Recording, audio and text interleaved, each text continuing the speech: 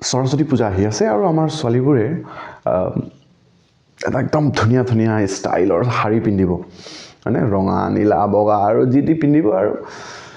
এতিয়া শাৰীবোৰ ছোৱালীবোৰে বেছি ৰিলেট কৰিব মোক আৰু দৰাবোৰো কম নহয় নিজৰজনীৰ কথাটো ভাবি ল'বা অ'কে চ' শাৰীবোৰ এতিয়া আমি যোনটো সৰস্বতী পূজাত পিন্ধিব গৈ আছোঁ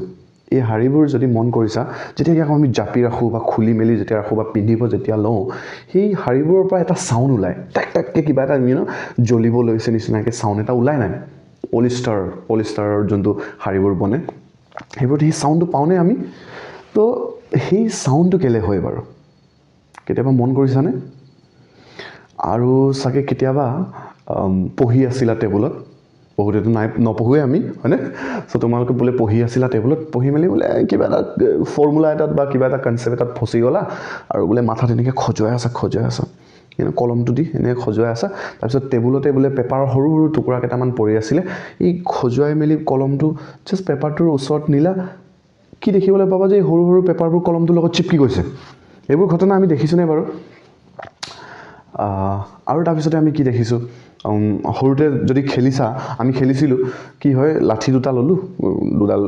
খৰি গছৰ ডাল বা বাঁহৰ বা টুকুৰাকৈ দুডালমান লৈ মেলি মই এনেকৈ কৰিলোঁ বস্তুটো জোৰ দিলোঁ এনেকৈ গঢ়ি দিছোঁ